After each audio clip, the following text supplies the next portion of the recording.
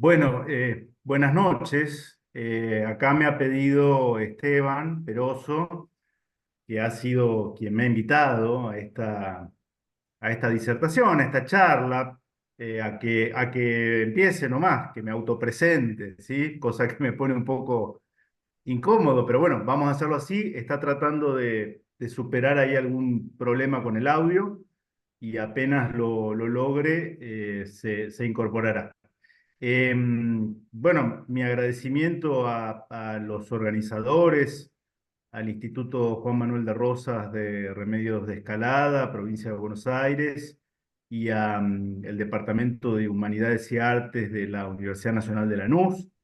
Veo allí presentes algunos conocidos, algunos amigos. Mi nombre es Pablo Yurman, para quienes no me conocen. Soy rosarino, vivo en la ciudad de Rosario. Bueno, técnicamente ahora estoy en las afueras, en la ciudad de Funes, donde suelo pasar el fin de semana, de ser posible. Y bueno, con Esteban nos conocemos virtualmente, como con muchos de ustedes, a raíz de lo sucedido desde el 2020 a la actualidad. A raíz del suceso que ha tenido un canal de YouTube que fue ideado en familia, podríamos decir, que se llama Mates con Historia, en donde precisamente, mientras compartimos virtualmente unos mates de un lado y del otro de la pantalla, procuramos analizar algunos temas de la historia argentina y últimamente en este año hemos iniciado un ciclo, vamos alternando los videos de historia argentina y de historia de la Iglesia Católica.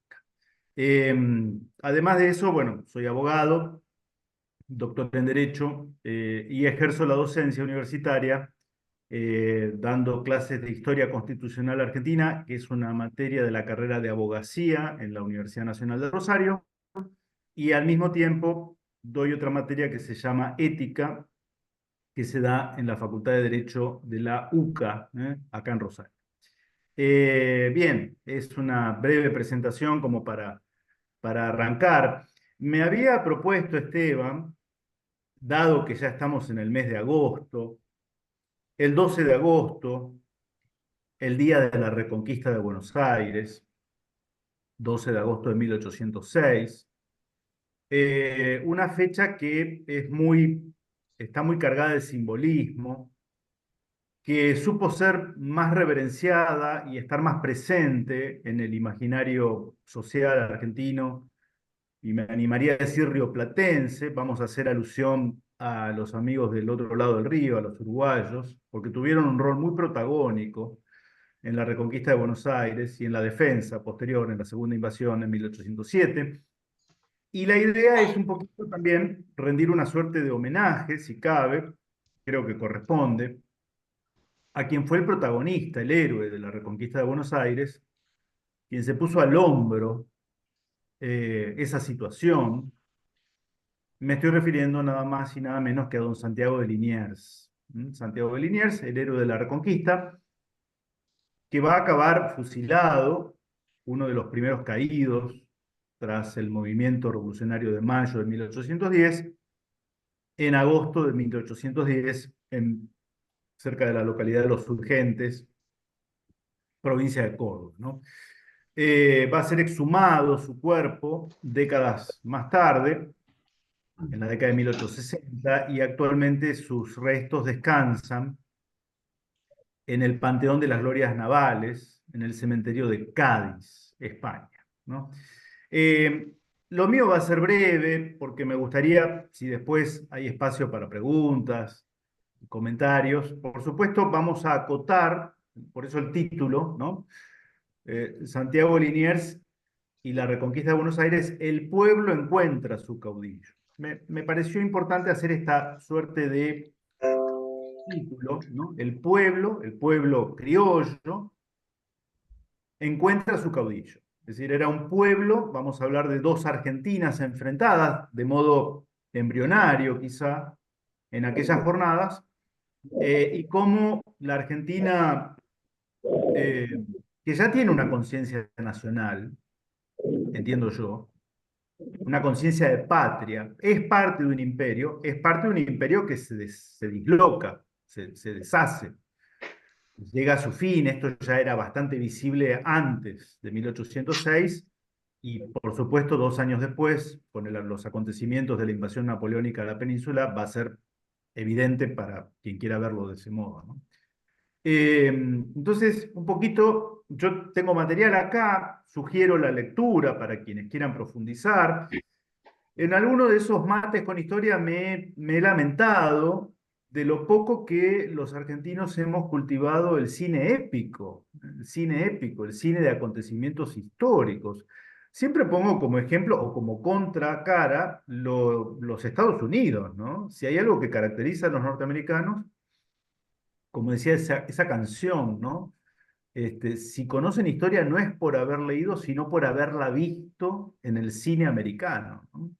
Ellos han tenido siempre mucha conciencia de que a partir de la irrupción de las nuevas tecnologías, el cine, en el siglo XX, es importante llevar al cine, a la gran pantalla, los acontecimientos históricos porque hay una enorme proporción de la población en Estados Unidos y también en Argentina que no lee, ¿no? Esto aparte se está profundizado este fenómeno, y que mira o que ve películas. Bien, me he lamentado, decía, de la falta de cine épico en general y en particular de la falta de filmes.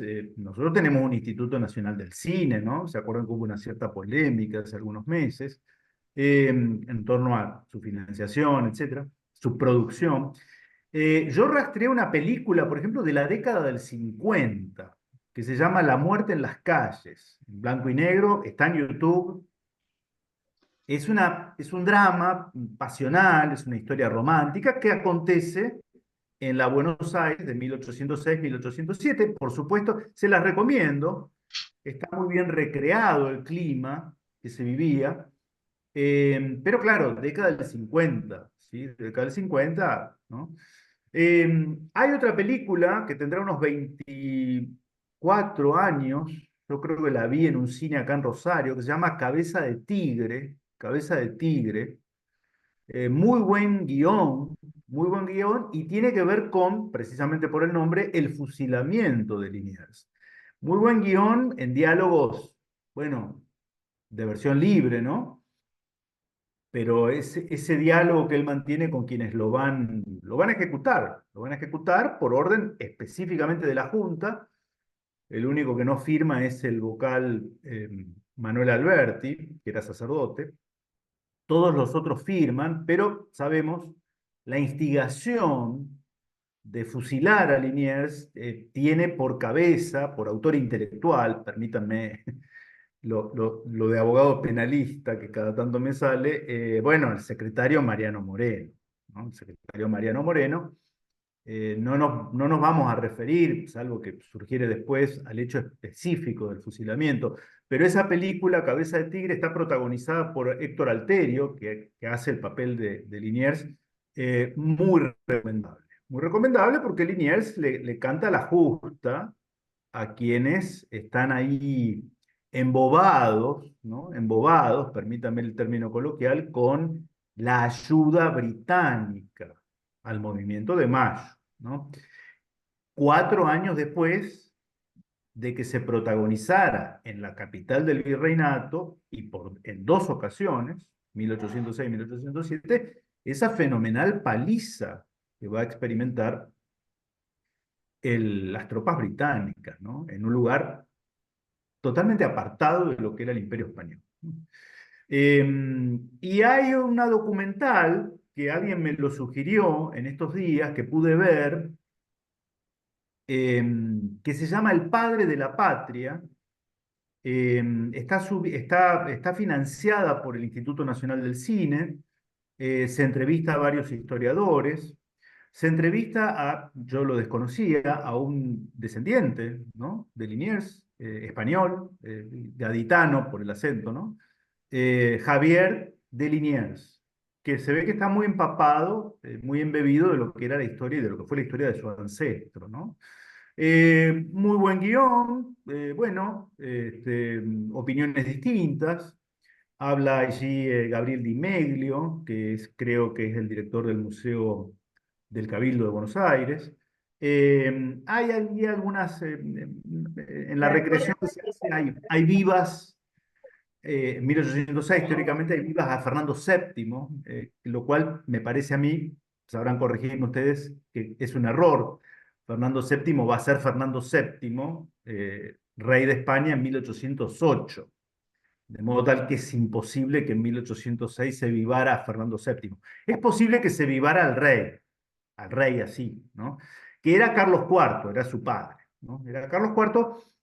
No voy a ser muy explícito, como suelo serlo en Mates con Historia, a la hora de calificar a esos monarcas, que teníamos en suerte, que tenían las riendas del imperio, pero la realidad es que el imperio conducido por personajes mediocres, voy a utilizar este término, mediocres, como Carlos IV o Fernando VII, es un milagro que haya llegado hasta donde llegó. Es un milagro que haya llegado hasta donde llegó. Bien, les sugiero un amigo, Juan Bautista Foz Medina, allí lo veo Oscar Lotero, el doctor Oscar Lotero, en Chaco, Corrientes, bueno, un saludo Oscar, desde Rosario, con el doctor Lotero, con Juan Bautista Foz Medina, con el profesor Sergio Castaño, bueno, en fin, somos apasionados de la historia, ellos con un currículum mucho más frondoso y extenso que el de este modesto opinólogo de temas históricos, pero somos de organizar, sobre todo el doctor Lotero, jornadas de reflexión, de historia del derecho, etcétera, etcétera. Decía que Juan Bautista Foz Medina tiene escrito un trabajo, que lo pueden bajar de internet, que se llama Santiago de Liniers, un caballero cristiano. Empiezo por él, porque él da muchas pinceladas biográficas de Santiago de Liniers, que era francés, era de origen francés, pertenecía a la baja nobleza, eh, la nobleza rural, muy vinculada a las tradiciones históricas de esa Francia, que está a punto de experimentar en carne propia, bueno, los embates del iluminismo, del racionalismo, del liberalismo en primigenio, ¿no? Con todo el proceso revolucionario que comienza en 1789, aunque en realidad comienzan los salones de la propia aristocracia, ¿no? Los filósofos, los padres intelectuales del movimiento revolucionario eh, francés, Rousseau, Voltaire, en fin, van a tener carta de ciudadanía en los salones de la élite y de la aristocracia, ¿no? Antes del 14 de julio de 1789. Bien, nuestro personaje, Santiago Liniers, representa la otra Francia, la Francia profunda, podríamos llamarla, Francia heredera, ¿sí? Heredera de Clodoveo, de San Luis, en fin, ¿no? Muy apegada a las tradiciones, con códigos de honor, sobre todo en un caballero que va a ser marino de la Armada Francesa, como es Santiago Liniers, y con un dato que ya lo distingue de esos revolucionarios, sobre todo los que van a tomar el control del proceso revolucionario a partir de 1793, la facción jacobina me refiero, ¿no? Que le va a dar un contenido no solo ya revolucionario y republicano a la Revolución Francesa, sino que le va a dar contenido abiertamente hostil a las tradiciones religiosas, abiertamente hostil. Bueno, en fin, la resistencia de los bandeanos, en fin, la masacre, el genocidio, podríamos decir, de ese sector que se resistía y que seguía fiel a rey, Dios y patria, ¿no? Bien, Santiago Liniers se forma en ese ambiente. Esto está muy bien desarrollado por Juan Bautista Foz Medina en su trabajo. Eh, y acá el hombre es marino, y un dato, algo que yo me pregunté y calculo que cualquiera se habrá preguntado en su momento, cómo un marino francés termina prestando servicios a la Armada Española, ¿no? Porque uno puede preguntarse eso, ¿no? Bueno, muy sintéticamente, eh, gobernaban, reinaban, técnicamente hablando, a ambos lados de los Pirineos, la misma dinastía, la familia de los Borbón, ¿no? De origen francés, pero a partir de 1700, una rama, la hoy rama española, al día de hoy reinante, con el monarca Felipe VI, toman el trono, acceden al trono español con Felipe V y sus sucesores, ¿no? Carlos III, Carlos IV, Fernando VII, etc. Segunda mitad del siglo XVIII se celebran lo que se conocen como los pactos de familia, ¿no? Así se los conoce en la historia, es decir, tratados entre las coronas de España y de Francia, presididas por miembros de un mismo linaje, de una misma casa real, aunque a ambos lados de los Pirineos, y uno de esos pactos estableció la posibilidad de que marinos franceses, como era el caso de Santiago Liniers, prestasen servicios en la Armada Española. En la Armada Española, y por eso Santiago Liniers, siendo de origen francés, va a prestar servicio en la Marina Española, demostrando un gran valor, un gran coraje, una gran lealtad a la monarquía española, ¿no? Así es como él llega y se establece junto con su hermano, forma familia en el Río de la Plata. En el Río de la Plata, él es acá testigo de esos desvaríos, de esa violencia, de esa crueldad que va adquiriendo el proceso revolucionario en su Francia natal. Hay muchas cartas, con una hermana sobre todo, que Juan Bautista Fosmedina plasma en su obra, ¿no? Eh, y acá el doctor Fosmedina trae a colación, y yo lo voy a leer, porque acá hay un elemento que es importante, que es el factor religioso, ¿no? Esto está muy presente cuando el ser humano se enfrenta eh, a un abismo existencial, a una circunstancia de vida o de muerte, ¿no? Como es una guerra, ¿no? Acá hay veteranos de guerra, de Malvinas, o por lo menos uno por quien yo no tengo más que reconocimiento, que es Marcelo Llambías, ¿no? Un gran saludo, Marcelo. Un placer y un honor. Recuerdo, y dicho sea de paso, también recomiendo una obra del profesor Sebastián Sánchez de Neuquén, que ha escrito una obra muy llamativa, muy necesaria, que habla sobre el rol de los capellanes en Malvinas, los sacerdotes católicos que fueron capellanes de nuestras tropas durante el conflicto del Atlántico Sur. Y ahí uno deduce que efectivamente es cierto que cuando el ser humano se encuentra ante un dilema existencial, si no sabe si amanece al día siguiente, esto es la guerra, ¿no? Y bueno, es la hora de la verdad, ¿no? Es la hora de la verdad y eh, la fe reconforta y fortalece el espíritu, el ánimo. Dice Fos Medina, eh, ya avanzamos un poquito y después retrocedemos para ver el contexto con la primera invasión protagonizada por William Carr Beresford, ¿no? Pero dice lo siguiente: conmovido su corazón de ternura y devoción, refiere la crónica, por esa circunstancia humillante hacia Jesús sacramentado. Liniers era católico, y se va a dar ahí una situación, porque quienes toman control de Buenos Aires, británicos, aunque había soldados rentados, corsarios, diríamos, algunos alemanes, y algunos de ellos eran católicos, pero en general era también esto visto por parte de la población como una lucha religiosa, ¿no? Si se quiere, ¿no? Porque Inglaterra había abrazado el anglicanismo, desde el cisma protagonizado por Enrique VIII a comienzos del siglo XVI, había roto con Roma. Y bueno, la población criolla, sumamente religiosa, no sé si demasiado piadosa, pero de unas convicciones religiosas indubitables, ¿no? Veía o fue testigo de cierta mofa por parte de la oficialidad o de alguna soldadesca a los rituales del rito católico que se seguían llevando adelante en las iglesias del casco histórico de Buenos Aires, ¿no? Esos templos, San Ignacio, Santo Domingo, la Merced, la propia catedral. En esa situación se engarza lo que dice Fosmedina. Advirtió, perdón, por esa circunstancia humillante hacia Jesús sacramentado y su iglesia, hizo el propósito de consagrarse a reconquistar Buenos Aires. Luego pasó a la Recoleta, donde confesó y comulgó. Esto cita a Cayetano Bruno, que es una autoridad en la materia, ¿no? Liniers, continúa Juan Bautista Fos Medina, concretó su decisión estando en oración en el convento de Santo Domingo, allí a pocas cuadras al sur de la Plaza de Mayo, ¿no?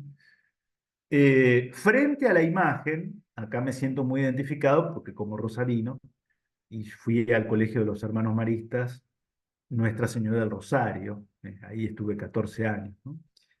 Frente a la imagen de Nuestra Señora del Santo Rosario, donde hizo voto solemne de recuperar la ciudad de manos de los ingleses y ofrendarle las banderas que tomaba,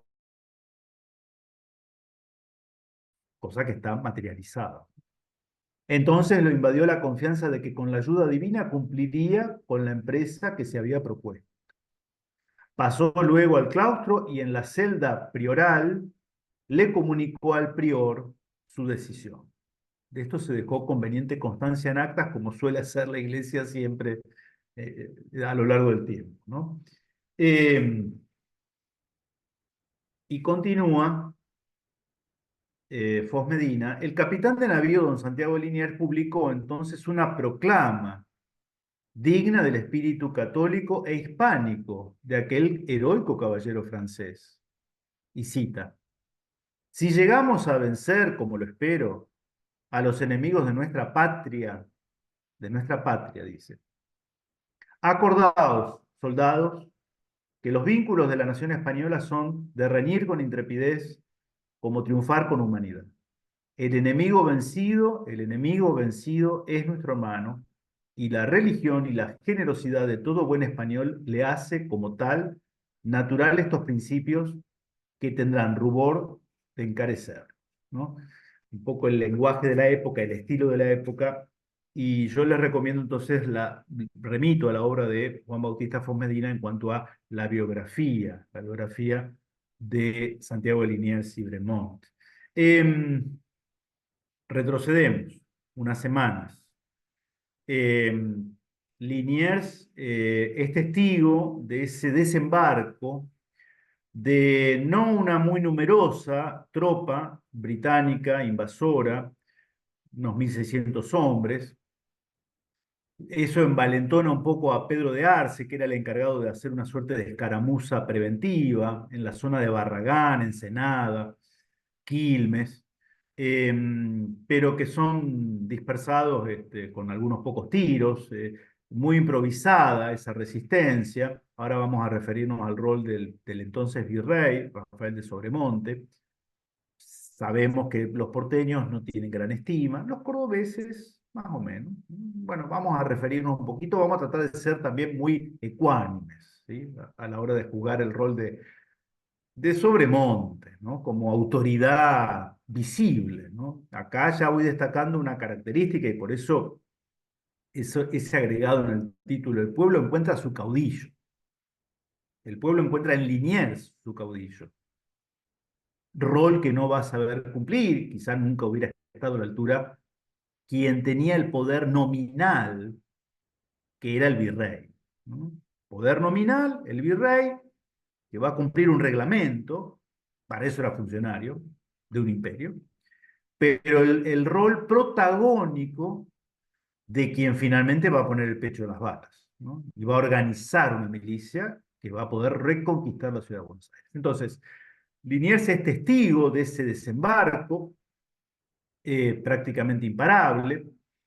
Él luego, un año después, va a tener que vérselas con un ejército comandado por John Whitelock de 10.000 hombres, ¿no? 10.000 hombres ya para una población de entonces de 40.000 habitantes ya era una fuerza de desembarco que metía miedo, ¿no? Que metía miedo. Esas tropas que desembarcan en la zona sur de lo que hoy sería la zona de Quilmes, ¿sí? Avanzan sin mayor, esto lo dicen todas las crónicas, más que una persistente sudestada, ¿no? Esa era toda la resistencia, podemos decir, una persistente sudestada, barriales, en fin, el escenario típico de un invierno en la pampa húmeda, cañadas quizá difíciles de vadear, en fin, pero más que eso, Dereford ingresa y a eso de las 3 de la tarde del día, que creo que era el 26 de junio de ese año 1806, toma posesión del fuerte, la actual Casa Rosada, sin mayor, ante quizá la mirada atónita, ¿no? Sorprendida de una población que nunca había sido testigo de semejante humillación, ¿no? Estábamos acostumbrados, estaban quizás los porteños en esa época a leer en las crónicas que otras ciudades de la inmensidad de las posesiones españolas en América habían sido las que habían sufrido esa afrenta, Panamá, eh, Cartagena de Indias, el Callao, en fin, los puertos mexicanos sobre el Golfo de México, pero nunca esto había acontecido en la zona del Atlántico Sur, ¿no? Esto debe haber sido algo que impactó mucho en la psicología y en el ánimo de los locales, ¿no? De los locales. Según las crónicas, tomada la ciudad, Liniers pide un salvoconducto porque él había quedado fuera de la ciudad, en la zona de Barracas. Eh, se le concede y puede ir y reintegrarse o reencontrarse con sus familiares. Y ahí es donde él protagoniza, es testigo de esto que nos contaba Foz Medina.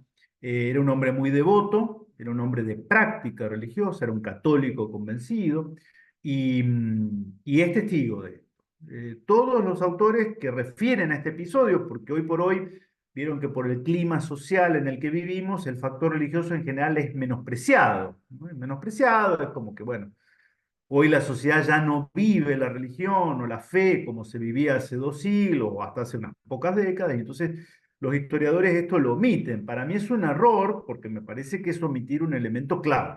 Es omitir un elemento clave que según dice el propio protagonista, sus allegados y los que fueron testigos de esta proeza y de esta gesta de reconquista, que ningún observador neutral u objetivo hubiera aventurado dar 2 pesos por ese resultado que se va a dar el 12 de agosto, fue un hecho determinante. Determinante es como si hoy nosotros consintiésemos una situación de vasallaje, de humillación, de rendición, de estar de rodillas, hasta que nos tocan aquellos que consideramos en nuestro fuero más íntimo el límite, ¿no? Sí, es como si se metieran con nuestra madre, con nuestros padres, con nuestra esposa, con nuestros hijos. Quien permanece de brazos cruzados ante eso, bueno, yo no tengo muy buena opinión de esa persona, ¿no? Porque si no reacciona ante eso, ¿ante qué va a reaccionar? ¿No? Bueno, en Liniers el elemento determinante fue que los ingleses profanaran lo que se veía como lo más sagrado en una sociedad, que era el vínculo generado por la religión católica. Es un elemento a tener en cuenta. Vamos a volver sobre este tema cuando nos vamos a referir a la ayuda oriental indispensable. Esos 1000 orientales que se entregan su vida en el combate de Perdriel primero y luego en la toma del fuerte de Buenos Aires, intimando rendición al enemigo, bueno, hay que tener una mirada de reconocimiento, ¿no? No hubiera sido posible. Eh, Sobremonte. Sobremonte es un funcionario. Es una época en la que para un español peninsular, perteneciente a la nobleza española, ser destinado como virrey del Río de la Plata no era el destino más apetecible. ¿Se entiende? Voy a hacer un símil, ¿no? Perdón si hay alguien perteneciente al servicio exterior, algún embajador presente. Bueno, no es lo mismo una embajada en X lugar, ¿sí? Argentina tiene embajada en varios países, que ser embajador en París, o en Viena, o en Londres, y no es lo mismo. Y al que es embajador en otras embajadas, ¿qué le interesa? Y hacer bien el desempeño, lo cual está muy bien, por supuesto, y tratar de ascender, no solo en rango, sino en destino, ¿se entiende? Es comprensible. Bueno, lo mismo pasaba hace 250 años. Entonces, Sobremonte no debe haber estado del todo cómodo en este destino. Esto no es un juicio de valor sobre su persona. No era el mejor destino, no era Lima, no era Potosí, no era México, ni siquiera era La Habana, ¿no? Y entonces procede como lo que es un funcionario, un burócrata, si prefieren, que ante una situación como esta, lo que hace es ver el reglamento. ¿Qué es lo que tengo que hacer? ¿Qué es lo que dice el reglamento que tengo que hacer? Vieron que ahora tenemos protocolo para todo. A ver, ¿qué dice el protocolo? Bueno, esto, lo otro, hay que llamar, hay que hacer esto. Bueno, Sobremonte hace eso y es bastante sensato desde el punto de vista estratégico, porque lo que él primero advierte es, primero, poner a resguardo el tesoro virreinal, o intentarlo al menos, cosa que va a fracasar porque lo intentó, pero como los ingleses ya tenían espías o ayudantes, colaboracionistas si quieren, colaboracionistas criollos, ¿eh? Colaboracionistas criollos con el nuevo mandamás, con el nuevo amo. ¿Eh? Bueno, le dicen, no, lo están tratando de llevar al interior por el camino real y es interceptado a la altura de Luján. Esto es un hecho conocido, ¿no? Y lo primero que hace Beresford es embarcarlo en una fragata y mandarlo a Londres, a donde llega en septiembre. Cuando Buenos Aires ya es reconquistada, llega a Londres el tesoro incautado, confiscado por los invasores y es depositado con toda solemnidad, es paseado por las calles de Londres como un botín de guerra, el tesoro del Virreinato de Río de la Plata, y es depositado en las bóvedas del Banco de Inglaterra. Inglaterra nunca devolvió ese tesoro. Inglaterra nunca devolvió ese tesoro. Y Sobremonte lo que advierte es que cuenta con una gran ventaja, que es la extensión fenomenal del virreinato que él preside, y decide trasladarse a Córdoba. Decide trasladarse a Córdoba con una guardia, con un mínimo de tropa, para hacerse fuerte en Córdoba, ¿no? Para hacerse fuerte en Córdoba, cosa que él va a hacer, va a intentar hacer. Por supuesto, eso demandaba tiempo, los traslados, la tropa. Y cuando él logra reunir la tropa que considera necesaria para volver sobre Buenos Aires a la hora de reconquistar la capital del virreinato, Santiago de Liniers, eh, bueno, se adelantó, ¿no? Se adelantó con la ayuda oriental, insisto, que era lo que tenía más a mano, ¿no?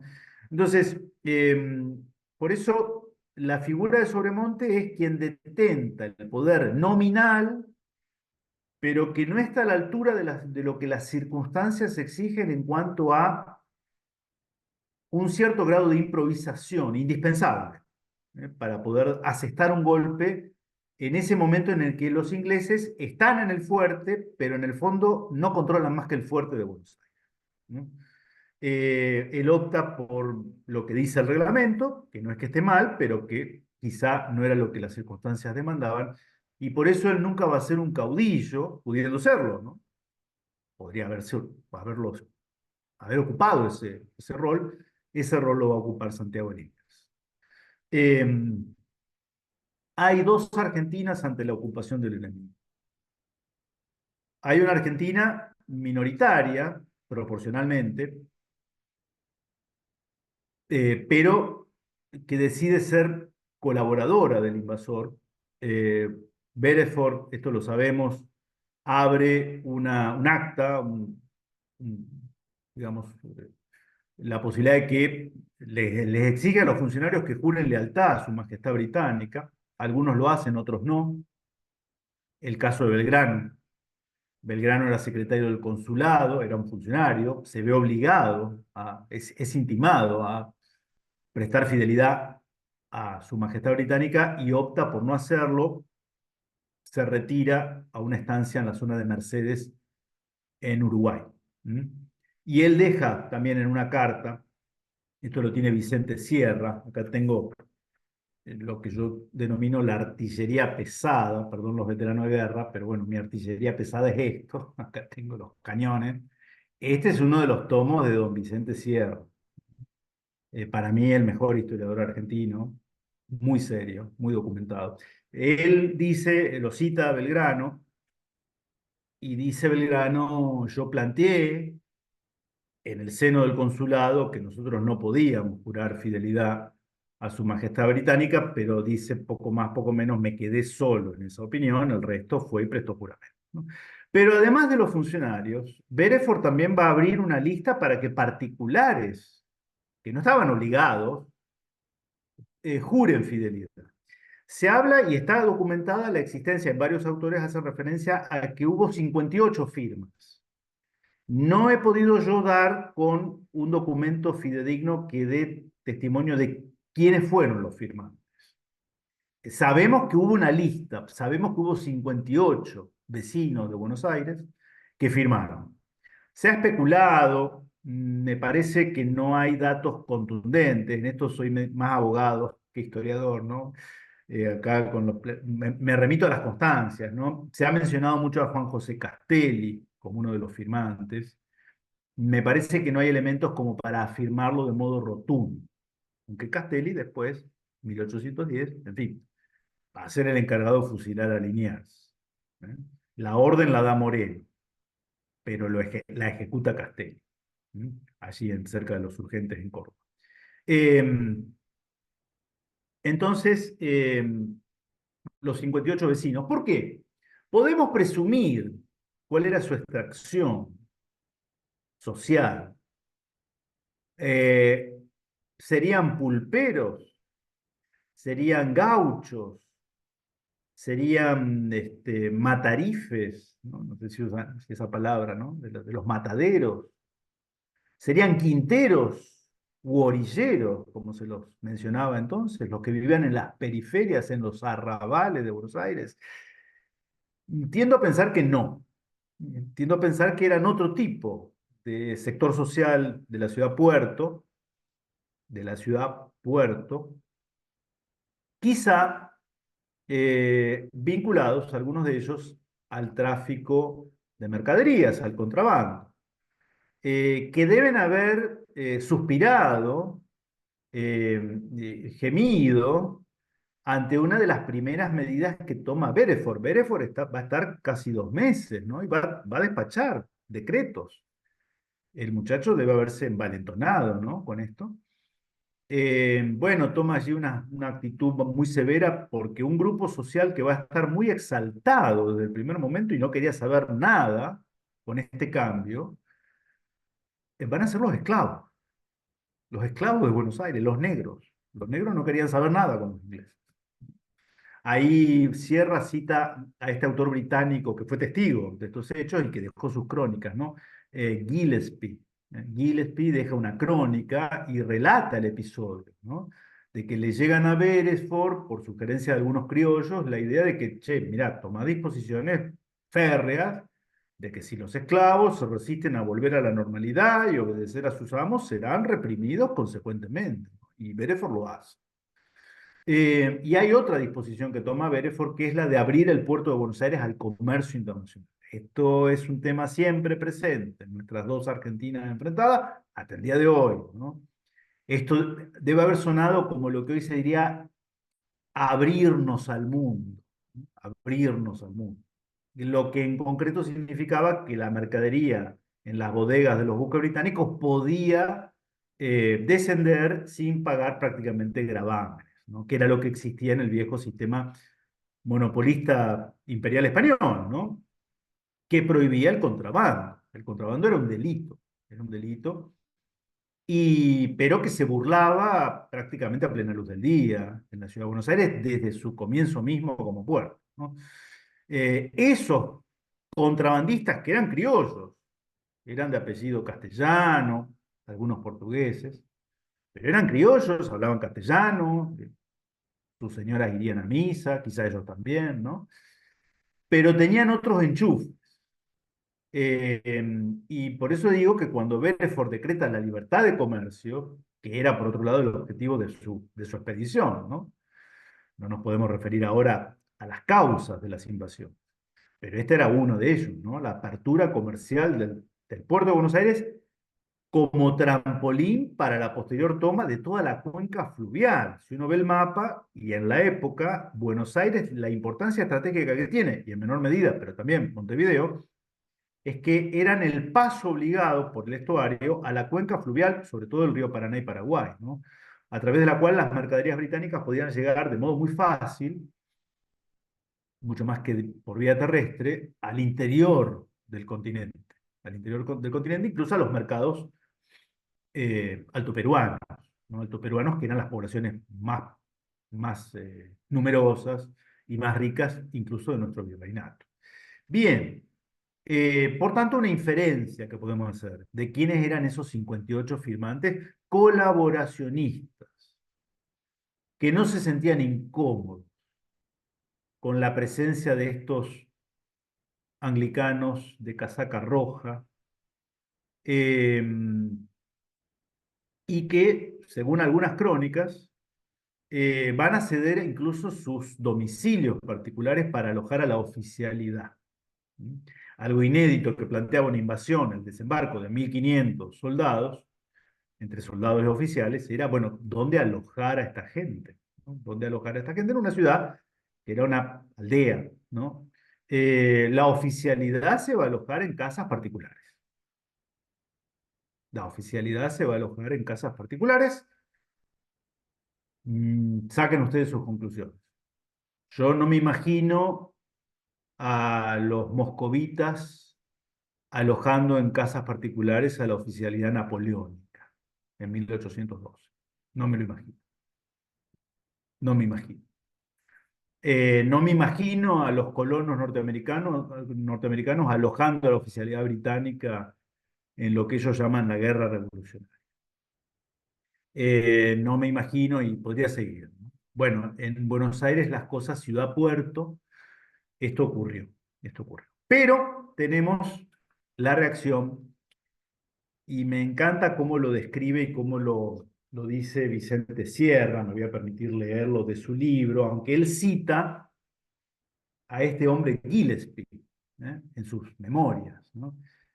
Había otro pueblo porteño, criollo, y va a estar representado muy bien en un diálogo que mantiene una moza, una chica, una moza, que servía en una posada, en una taberna, ¿no? Dice Vicente Sierra, en cuanto al sentimiento del bajo pueblo, el cronista británico refiere que comiendo en la fonda de los Tres Reyes, con Ulpiano Barreda, una joven que servía a la mesa, ocupada por Gillespie, mostraba tal disgusto, la chica, que éste le pidió gentilmente la razón de su desagrado. La respuesta fue tajante, dice el cronista, y cita a Gillespie. Después de agradecernos por esta declaración honrada, inmediatamente se volvió a sus compatriotas que estaban en el extremo de una larga mesa, dirigiéndose a ellos en el tono más alto e impresionante, la moza. Desearía, caballeros, que nos hubiesen informado más pronto de sus cobardes intenciones de rendir Buenos Aires, pues apostaría mi vida que de haberlo sabido, las mujeres nos habríamos levantado unánimemente y rechazado a los ingleses a pedradas. Fin de la cita, ¿no? Me parece que el episodio, que no es Vicente Sierra el único que lo trae a colación, es bastante demostrativo de que había un elemento popular que es el que se va a sentir representado por la actitud corajuda, decidida, fundada en un voto solemne ante el prior del convento de Santo Domingo, invocando la protección de la divina providencia en una causa humanamente muy jorobada, ¿no?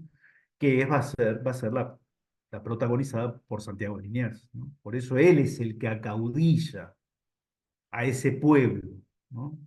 Eh, y él es el que queda en la memoria colectiva, a veces medio olvidadiza, pero presente, presente. Eh, Ahí Liniers se enfrenta a un desafío. Él es militar, pero sabe que por más que haya mucho patriotismo y mucha fe, a un ejército regular, como era el ejército británico, no se lo puede vencer solo de ese modo, ¿no? Es un elemento importante, el patriotismo, la vehemencia, el coraje, el arrojo, incluso hasta la temeridad de los más jóvenes, que no temen perder la vida en una acción bélica, pero el triunfo no se obtiene de modo improvisado, y por eso él es consciente que el gran déficit, y esto lo tiene que suplir en semanas, ya sabían, dicho sea de paso, no va a ser el único que va a estar preparando y que se sentía molesto. Va a haber un grupo de españoles peninsulares, ¿no? Martín de Álzaga, el más conocido, ¿no? Que era funcionario del Cabildo, junto con dos catalanes, me acuerdo del apellido de uno, Centenach, Felipe de Centenach, y no me acuerdo del otro, son los que van a idear esto, van a alquilar una propiedad lindera, podríamos decir, al fuerte, donde estaban la oficialidad británica, Beresford en concreto, y van a ser protagonistas de algo de película. Por eso digo, ¿cómo no podemos hacer películas sobre esto? Van a hacer un túnel cuyo objetivo era llegar hasta el despacho y volarlo por los aires. Van a comprar la pólvora, o sea, Álzaga debe haber sido un personaje muy pintoresco, ¿no? Con todo lo gallego que debe haber sido, un personaje, claro, pero no era militar. No era militar, entonces vuelta a lo mismo. O sea, da para 10 películas, hay que poner una calle con su nombre, pero Liniers me parece que acá también, quizá su ascendencia francesa, su formación militar, castrense, de disciplina, de cálculo, de medición, lo llamaba a ser reflexivo y barajar todas las posibilidades, ¿no? Y por eso él se da cuenta de un gran déficit, que es que esa población poco acostumbrada a la resistencia armada, porque como digo, no éramos Cartagena de India, ¿no? No había experiencia de formar milicias, él se aboca a esa tarea. Una tarea titánica que logra en semanas, ¿no? Y ahí es donde se da este viaje que él hace de modo eh, furtivo, ¿no? Clandestino, secreto, y se da cuenta que tiene que ir a Montevideo. Y acá entran nuestros amigos orientales. Porque hay un desconocimiento, hay una omisión, ¿no? Primero, hacia los provincianos nuestros que hoy formamos parte de la República Argentina. La idea es que esto fue una gesta porteña, ¿no? Y cuando no lo fue, no fue solo porteña, ¿no? Allí está el episodio que relata Vicente Sierra de Martín Miguel de Güemes, un jovencito, un mocoso, un mocoso, Martín Miguel de Güemes, tomando al abordaje a la fragata Justín, que queda varada por un providencial o casual, como quieran, viento pampero. El viento pampero la deja encallada y debe haber sido el único caso, dice Vicente Sierra, en el que una nave, un barco, es abordado a caballo, ¿no? Bueno, eso lo protagonizó Güemes. Y va a estar en 1807 al menos Estanislao López, el luego gobernador santafesino. Va a haber muchos entrerrianos por la proximidad, ¿no? Por la inmediatez, la cercanía de esas provincias con el puerto de Buenos Aires. Pero Liniers se propone ir a Montevideo. Y fíjense, acá tengo, o imprimí, porque lo tengo en PDF, un historiador uruguayo, Francisco Bauzá. Francisco Bauzá tiene dos tomos que se llaman Historia de la dominación española en el Uruguay. Historia de la dominación española en el Uruguay. Francisco Bauzá fue un político uruguayo que destacó en la segunda mitad del siglo XIX. Eh, y él lo remito a esa lectura, el clima de efervescencia que se vivía en Montevideo, en Colonia, en Maldonado, en Canelones, en fin, en San José, en Florida, en todo el interior profundo de la banda oriental, no solo en Montevideo, Los montevideanos con una situación ambigua, porque por un lado querían dar una mano a los porteños, que era la capital del virreinato por otro lado, pero por otro lado sabían que si desguarnecían mucho su propia ciudad, esas naves británicas tomaban Montevideo, ¿no? Era un riesgo.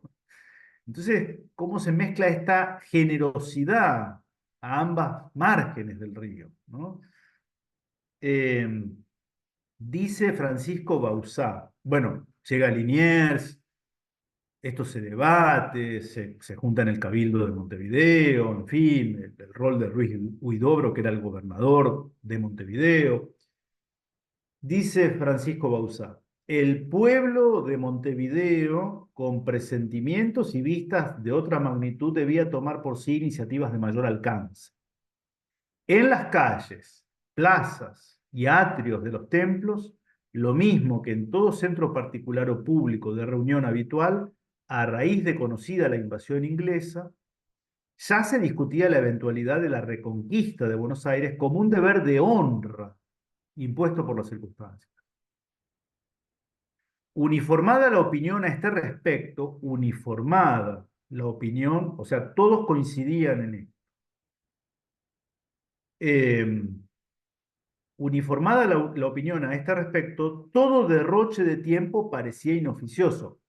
Le iba a decir, me había olvidado.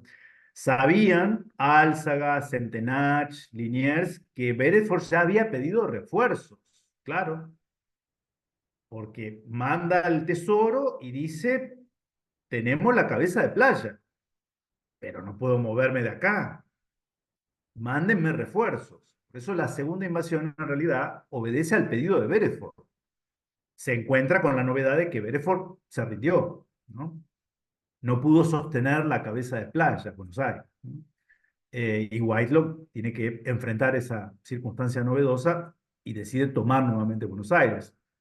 En una, según dicen los estrategas, no es mi ámbito, en una muy mala estrategia, ¿no? De toma, pero sin contar quizá con un elemento que los espías y los colaboracionistas no le informaron nunca, que era que acá había un pueblo que estaba dispuesto a dar su vida para evitar una humillación semejante a la de 1806. La resistencia en las azoteas, en las bocacalles, la escena del aceite o, más previsiblemente, el agua hirviendo, las pedradas, las mujeres, niños, ancianos, negros precipitándose tipo oleadas eléctricas contra la invasión en cada bocacalle. Bueno, no contaban con ese. No contaban evidentemente con ese factor. Eh, Continúo con lo que dice Bauzá. Dinero, soldados y buques era lo imprescindible para asegurar a Montevideo contra cualquier tentativa y reconquistar la capital, y ese fue el tema debatido. Continúa analizando muy en detalle toda esta cuestión. La cuestión es que Liniers, acá el factor climático también providencial, ¿no? Se ve que fue un invierno, ¿no? Ahora que estamos tan con la cuestión del cambio climático, ¿vieron? Fríos como tuvimos hace un mes, hoy hace 32 grados en Rosario, en fin, una cuestión rara, ¿no? Ese debe haber sido un invierno muy lluvioso.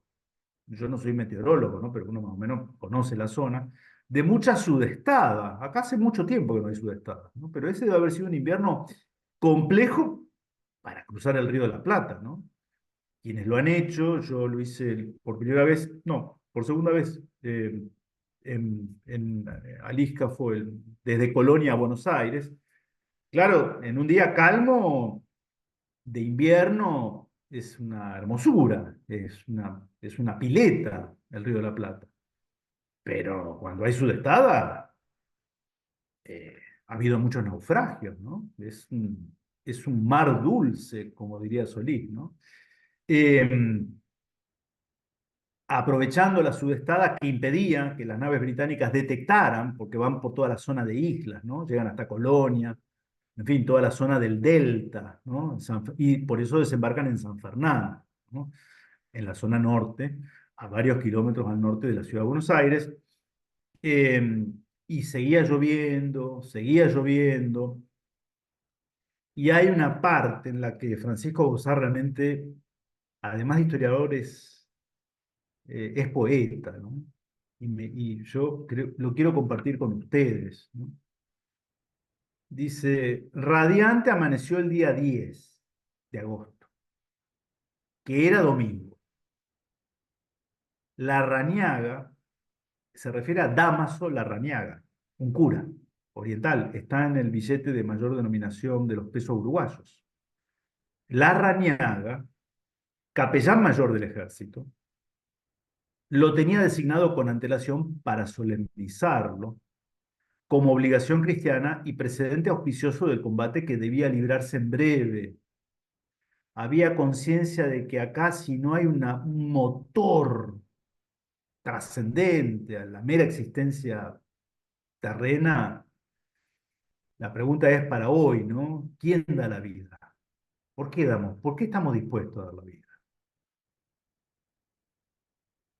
Eh, Muy temprano se improvisó el rústico altar a cuyo frente y flancos formaron las tropas. Hablamos de 1000 hombres orientales que a partir del desembarco en San Fernando y a partir de su avance hacia el sur, hacia el centro de Buenos Aires, se van engrosando con tropas que aparecían, ¿sí? Había un cuerpo formado por Juan Martín de Pueyrredón, en fin, había comunicación rudimentaria por la época, pero había comunicación entre los criollos. La intemperie y las lluvias habían atezado los rostros y envejecido los uniformes. Pero ese hecho, contrastando con la brillantez de las armas y la precisión de los movimientos, acentuaba en las filas el aspecto severo y marcial. Aquella ceremonia religiosa, a la víspera del instante en que la suerte de la guerra iba a fijar los destinos del Río de la Plata, tenía en la grandeza de su propia sencillez algo que rememoraba la fe de los antiguos cruzados. Desde el general en jefe, Liniers, que ya debía sentir la abrumadora responsabilidad de su cargo, hasta el último soldado, factor anónimo, pero indispensable de la jornada del día siguiente, todos se inclinaron sumisos cuando, abatidas las banderas y arrodillados los hombres, fue ofrecido el holocausto. La consagración, supongo que quiere decir el autor, en un estilo muy del siglo XIX. Me parece muy importante, ¿no? Reconocer que sin la indispensable ayuda oriental, posiblemente Liniers no hubiera conseguido el triunfo. Y para ir concluyendo, para no extendernos demasiado, eh, la gesta que culmina el 12 de agosto, cuando Bereford se ve obligado a, bueno, el combate en el Retiro, en fin, ¿no? Omitimos porque, bueno, no viene al caso, pero Bereford se ve forzado a encerrarse en la fortaleza, en el fuerte, en la actual Casa Rosada, y ahí, desde las arcadas del Cabildo, Liniers lo manda a su segundo, o a su ayudante, Hilarión de la Quintana, es quien es el encargado de intimar rendición, y no es atendido por Beresford, y la orden era que si en 15 minutos no tenía respuesta, bueno, se produciría, luego hay un nuevo parlamento, una nueva entrevista, y la escena plasmada en ese cuadro, que creo que todos tenemos en nuestra retina, ¿no? La rendición de Beresford, ¿no? El gesto altivo, pero de un caballero, de Liniers, negándose a recibir o aceptar el sable del vencido. Eh, Curiosamente, para mi sorpresa, esto lo supe hace algunos años, siempre me pregunté quién pintó ese cuadro, ¿no? ¿Habrá sido un protagonista de los hechos? ¿No? Hay otro cuadro menos conocido, que es la rendición de Whitelocke.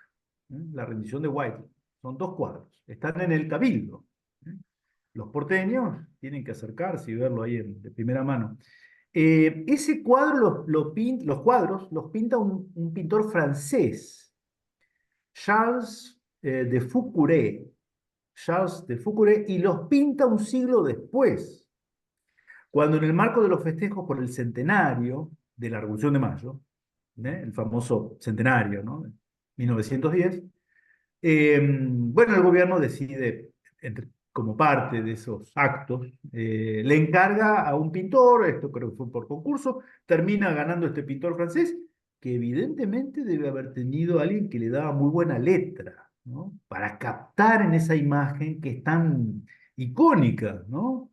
Hasta los chicos hoy, uno les dice y les explica, mirá, este es Liniers y este es Beresford, mirá, los heridos. Eh, Capta, como si hubiera sido un testigo de los hechos, ¿no?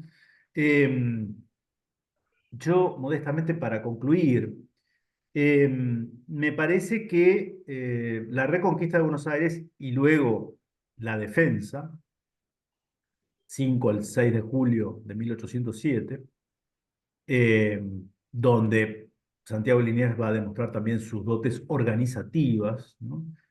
De estrategia militar defensiva, de una ciudad abierta, no amurallada. Cartagena de Indias tenía murallas que aún existen, ¿no? En Buenos Aires no, tenía casas de adobe y techos de paja. Eh, y logra, ¿no? Por segunda vez consecutiva, propinar una paliza fenomenal a los británicos, no acostumbrados a eso. No acostumbrados a eso, mucho menos en un rincón apartado del planeta, ¿no? Eh, los trofeos, Liniers cumple su voto y días después, en un acto protocolar, coloca esos trofeos, el más representativo, el guión del batallón del Regimiento 71, ¿no? Pero otros también, a los pies de la imagen de Nuestra Señora del Rosario en el Templo de Santo Domingo en la Ciudad de Buenos Aires, lugar en el que aún hoy están exhibidos, ¿sí? Los comprometo a los porteños presentes, a los bonaerenses, a que, a que hagamos algo para que esto sea conocido por más gente, porque hay muchos argentinos que desconocen que ahí hay trofeos de guerra, banderas tomadas a los invasores ingleses y que están exhibidas para orgullo de todas las generaciones. Siempre le digo a mis alumnos y a los que siguen Mates con Historia, se cuentan con los dedos de una mano los pueblos que logran eso. Se cuentan con los dedos de una mano los pueblos capaces de eso. Y otros trofeos son enviados a la iglesia de los jesuitas en Córdoba, ¿no? No recuerdo bien cuál era la descripción, creo que son banderolas o guiones de regimientos. Yo, la vez que visité la iglesia de la Compañía de Jesús en el casco histórico de Córdoba, no los vi exhibidos. Yo no los vi exhibidos hace algunos años. Pero bueno, vieron que esto quizás estén guardados en algún lugar más reservado. A los cordobeses que nos siguen, no puede ser que no estén a la vista de la gente. Tienen que estar a la vista de la gente, ¿no? Resguardados, por supuesto. El pueblo criollo se sintió, con razón y justificación, por primera vez quizá protagonista de su propia historia. Protagonista de su propia historia. La historia mitrista que nos supimos conseguir luego de Caseros y luego de Pavón, tiene una línea, una característica, ¿no? Prescinde de la participación del pueblo. El pueblo es algo ajeno a los procesos históricos, en general. Esto habla de un preconcepto, ¿no? Eh, 12 de agosto de 1806, 5 de julio de 1807, el pueblo es protagonista de su propia historia, liderado por un caudillo que estuvo a la altura de las circunstancias. Esto va a suponer algo infinitamente mucho más revolucionario que el 25 de mayo de 1810, infinitamente mucho más revolucionario que mayo de 1810. Ese pueblo, a través del cabildo, va a destituir al virrey. Destituye al virrey, atribución solo reservada al monarca. Destituye al virrey Rafael de Sobremonte y elige su sustituto, Santiago Liniers. Es Santiago Liniers, por tanto, un virrey por aclamación popular. Y Carlos IV no tiene más remedio que convalidar la decisión del pueblo de Buenos Aires. El rey convalida la decisión del pueblo de Buenos Aires. Y algo que me parece que también es para destacar, nace el germen de lo que será, años más tarde, el ejército argentino, y nace de un modo espontáneo, improvisado, no previsto, no calculado, no estaba en los manuales, la creación de estas milicias populares.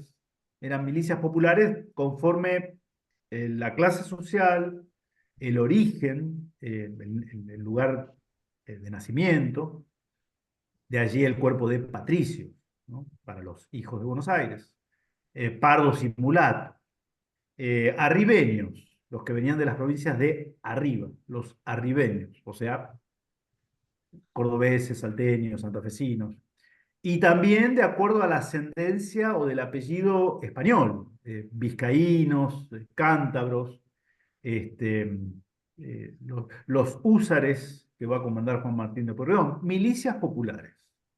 Va a ser un pueblo en armas, va a ser un pueblo en armas producto de las circunstancias, y que va a tener en sus jefes un elemento democrático, porque esos jefes van a ser elegidos por la tropa.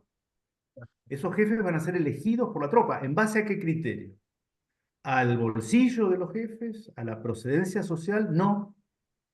En base a su arrojo y su coraje en combate, como eran aquellos jefes de las tribus germánicas de 1000 años atrás. El que tenía más valor era quien conducía, claro. El elemento fundamental es la milicia, ¿no? Me parece de lo más sensato.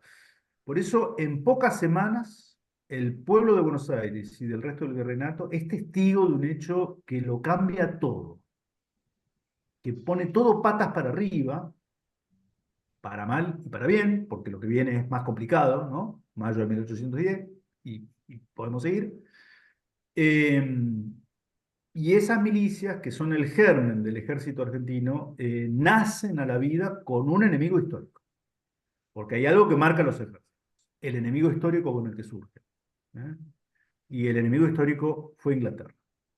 Nación que, bueno, están también con la posmodernidad como nosotros, pero que también hoy ocupa parte de nuestro territorio, que no se circunscribe a las islas, que valientemente defendieron los veteranos, aquí presente uno de ellos, Marcelo Llambías, sino que implica, en términos estratégicos, todo un área marítima circundante y con perspectivas a la finalización del Tratado Antártico en algunos años, son la llave de ingreso al continente antártico. Por eso Inglaterra no va a ceder nunca, por más que le mandemos saludos navideños y tratemos de congraciarnos, jamás van a ceder esa porción. La tienen sumamente guarnecida, por más que esto implique un costo presupuestario, pero saben que esto es una inversión a futuro. Los que, como siempre digo, los que tienen en claro la historia son ellos y no olvidan estos acontecimientos, los que tenemos amnesia, una especie de Alzheimer histórico, que es llamativo porque implica olvidar hechos gloriosos, como este y otros, que somos nosotros. Entonces, como diría mi amigo y coterráneo Marcelo Bulo, nos sobran recursos, nos falta patriotismo. Nos sobran recursos, nos falta patriotismo. Eh, Mi invitación es a que mi agradecimiento a poder desarrollar estas ideas, y mi invitación a que cada vez seamos más los que tenemos esta prédica. No es de un patriotismo vago, nostálgico, quejoso por días de gloria pasadas que no son los que vivimos actualmente. No, debe ser un motor, ese motor que impulsó quizá en su más íntimo anhelo a ese gran hombre que fue Santiago Liniers, que protagonizó una de las jornadas más gloriosas de nuestra historia. De nuestra historia. Muchas gracias por su atención y, por supuesto, si existieran preguntas, con todo gusto, ¿sí? No Gracias. sé, doctor, si puede Sí. manejar nuestro mudo obligado que es Esteban, pero para A ver, mí, Esteban, cierto, si se solucionó el problema. ¿podés hablar, Esteban? Bueno, parece que manda algún mensaje a usted. Mientras tanto le digo, doctor, es la primera vez que lo escucho. Yo soy junto con el grupo que lo está escuchando, del Juan Manuel de Rosas de Escalada, pero fundamentalmente integro el Instituto Santiago de Liniers. Y es para mí una verdadera emoción haberlo escuchado, compartir todos sus temas, saber que hay una bibliografía, ya a través de Esteban voy a poder conocer su correo para poder escribirle, una bibliografía, por supuesto conozco a Liniers Bernabeu, mi hijo es doctor en Historia en la Complutense de Madrid, cum laude, y ha escrito sobre el Liniers que conocemos poco, que es el Liniers aventurero, el Liniers al servicio de Francia y después de España. Pero la verdad que comparto totalmente lo que usted ha dicho. Sé que en historia no somos muñecos, así que hay derecho a tener otra opinión. Y esa visión que nos da del amigo Foz Medina, y la gente, la verdad es la de Sierra. Bueno, los que estamos en el revisionismo histórico no podemos dejar de aplaudir esta estupenda clase histórica con la verdad histórica que nos ha dado hoy. Muchas gracias.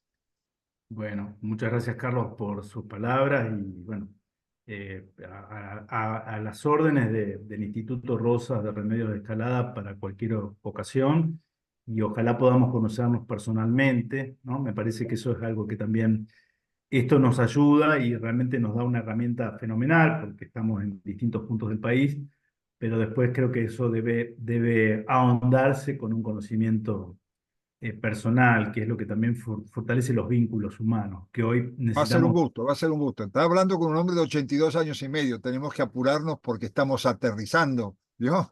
Aunque creemos en la vida eterna. Un Bueno, abrazo. bueno, está bien, pero entonces perfecto, lo tomo como un desafío, bien. No sé si se me puede escuchar, ¿sí? ¿Se puede Se escuchar? escucha con algo de eco, pero se escucha. Bueno, simplemente agradecerte, Pablo, la brillante exposición, siempre podio, como decimos nosotros, sumar ahí a lo que vos estabas diciendo, recuerdo que el regimiento 71 de San Juan en el día de hoy decía independiente en la iglesia, ¿sí? Y en este tercio de la cebra también se participó, había salido de una placa muy desvanecida, arrumbada, lamentablemente, a lo largo de Bohemia, de la Constitución Federal, y donde partieron estos gallegos también para la defensa. Un poco poner si tiene una preguntita, ¿y qué te merece a vos quizás la opinión de tu buena opinión? Hay una dualidad en el sentido de que también digamos, acceso de tractores, ¿no? Lo van a estar vinculando a manera de contrabando, entonces por eso después, más que nada, va a ser utilizado y presentado. No sé si Esa última parte no la escuché, es una pena, ¿no? Lo del sonido, Esteban. No sé si lo podés repetir más sintético o a los gritos. Parecemos Liniers tratando de comunicarse con Pueyrredón. un poco más, Más ahí, o menos. más o menos. Bueno, que había un linier que se va, cuando se dice cabuso, también hay una parte que se dedica, digamos, al contrabando y entonces va a ser y posteriormente se ocupa de técnicas. Bueno, claro, hoy tuvimos que acotarlo a lo de la Reconquista, ¿no? La historia continúa y es cierto que la situación de Liniers, por su origen francés, se va a complicar a partir de 1808, porque en 1808 se produce lo que sabemos, la invasión napoleónica a España, que por supuesto pues, no invade cualquier parte, sino que invade directamente la metrópoli, la península. Eso genera un sentimiento antifrancés, o mejor dicho, genera una sospecha lógica, entendible, en todos quienes eran franceses, ¿no? De hecho, va a haber, ojo que Napoleón manda un noble, un diplomático de la vieja escuela, diríamos, francés, lo manda al Río de la Plata, con instrucciones, aparentemente, ¿no? Y Liniers tiene la cautela, lo cual habla de que no jugaba esa carta, creo yo, ¿no? De que cuando se entera de que este hombre viene con sobres para que él los abra allí, escritos en principio por el propio Napoleón, bueno, convoca a toda la, digamos, la élite de funcionarios, el cabildo, básicamente, ¿no? Como diciendo, vamos a ser testigos todos de ver qué es lo que sugiere Napoleón. Eh, pero bueno, se le complica el panorama, vieron ustedes allí. No soy de darle demasiada trascendencia a las cuestiones de alcoba o de la intimidad sentimental de los protagonistas, que eran personas de carne y hueso, era un hombre relativamente joven, ¿no? Eh, bueno, esto de la perichona, en fin, ¿no? Eh, Evidentemente también quizás sería mujeriego, bueno. Entonces ahí también hubo un halo de sospechas, quizá algunas de ellas intencionadas para manchar su imagen, ¿no? Porque si los ingleses fueron eh, expulsados, no debemos olvidar que ellos dejan, por ejemplo, dejan logias masónicas. Esto sí está documentado, ¿no? En donde habían ya iniciado algunos criollos, quizá alguno de esos 58 apellidos, ¿no? Entonces ahí va a haber un germen de una resistencia a lo que significaba Liniers, ¿no? Yo no quiero inferir, porque no tengo elementos, de que la orden de fusilar al héroe de la Reconquista haya obedecido a una suerte de venganza. No lo puedo afirmar porque no tengo pruebas, pero vieron esto que últimamente usamos mucho como dicho, no tengo pruebas, pero no tengo dudas tampoco. Es muy llamativo su fusilamiento con la orden expresa que da Moreno de no traerlo a Buenos Aires, porque el primero que va en comisión es Ortiz de Ocampo, y lo quiere llevar a Buenos Aires, y cuando se enteran, Moreno en la Junta le manda un aviso express, digamos, y le dice, de ninguna manera no lo traiga a Buenos Aires, claro, porque era como llevar a, no sé, a Messi, Maradona, Rosas y Perón todos juntos. La popularidad que tenía este hombre, ¿no? ¿Se entiende? Claro, era el héroe de la Reconquista. De modo tal de que las circunstancias que rodearon el manchar su imagen, que era agente de Napoleón, que era un reaccionario. En realidad, Liniers, en agosto de 1810, eh, él interpreta una manera de entender el proceso revolucionario que no era la manera jacobina a lo Mariano Moreno. No había mucha diferencia entre la postura de Liniers, que era más radical, ¿cierto?, de no reconocer la Junta, que la que podía tener un Cornelio Saavedra. No hay demasiada diferencia entre ellos. Eh, pero bueno, es materia de un análisis que, eso está bueno de la historia, siempre hay que volver sobre estas cuestiones, ¿no?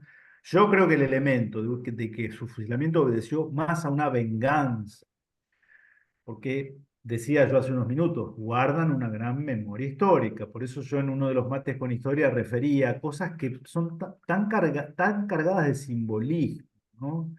Como cuando Margaret Thatcher le obsequia a Pinochet. ¿Se acuerdan el episodio? Pinochet es detenido en 1998, se inicia un proceso de extradición porque había un pedido de captura internacional de un juez español, Baltasar Garzón, por crímenes de lesa humanidad. Bueno, Inglaterra se toma muchos meses para ver si lo extradita o no. Y ahí la que sale a jugar es Margaret Thatcher, que ya era una mujer mayor, que ya tenía su título nobiliario, digo, para la élite gobernante británica ya estaba hecha y que se va a estar jugando por un general sudamericano.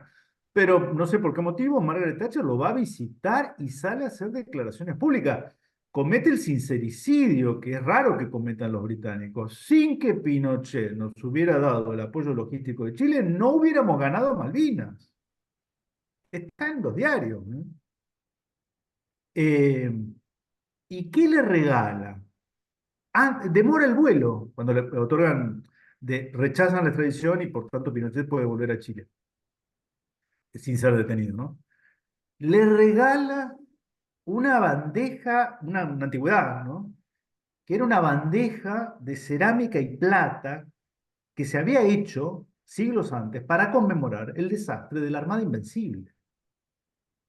La Armada Invencible de Felipe II que iba a invadir Inglaterra, iba a definir la lucha y pierde. O sea, fue un desastre, no se logró. Los ingleses guardan memoria de que eso fue, se salvaron y le regala eso Thatcher. ¿Por qué le regala eso? Porque ellos ven a Malvinas, veían lo que era Malvinas, era un enfrentamiento secular de siglos entre dos modelos antagónicos civilizatorios. No era solo con la Argentina. Ese gesto es de reconocer a un lacayo, sirviente, un peón, antihispánico, que presidió lamentablemente los destinos de un país vecino, ¿no? Ellos no se olvidan, como no se olvidan cuando organizan el desfile, organizan el 12 de octubre. Las tropas británicas desfilan en el desfile de la Victoria el 12 de octubre. ¿Yo qué veo en ese símbolo? Que ellos saben bien que el escupitajo es para todo un continente, no es para la Junta Militar presidida por Guerrieri. Los que hacemos siempre un reduccionismo en estos temas creo que somos nosotros. Deberíamos copiarlos a ellos en esto. Bueno, ven que ustedes me tiran algo y yo, esto ya da más para asados con historias, más que como mate. 9:30 yo ya estoy más para un vino, pero bueno, no sé ustedes. ¿Eh? Bueno, Esteban, no sé, yo, si querés, así como me autopresenté, me despido. Estamos por concluir la jornada. Muchas gracias. No quiero dejar pasar a agradecer los servicios prestados a la misión por Marcelo Sandías, que todos lo que militamos la causa marinera lo conocemos, lo reconocemos, su actuación de él y sus hombres en aquellos montes y enfrentándose al enemigo histórico, ¿no? El enemigo histórico. Así que de Rosa de Escalada, muchísimas gracias por sus servicios a la misión y a la causa. Y bueno, agradecerte, Pablo, una vez más y agradecerle a todos los que se sumaron en el día de la fiesta. Muchísimas gracias. Muchas gracias a ustedes. Nuevamente un placer. Y ojalá podamos vernos personalmente. Agradezco los mensajes que han dejado allí en el chat. Y bueno, hasta cualquier otra ocasión. Les dejo un saludo desde Rosario. ¿Eh? Que Dios los bendiga a todos. Un gran abrazo. Un abrazo. Muy bien.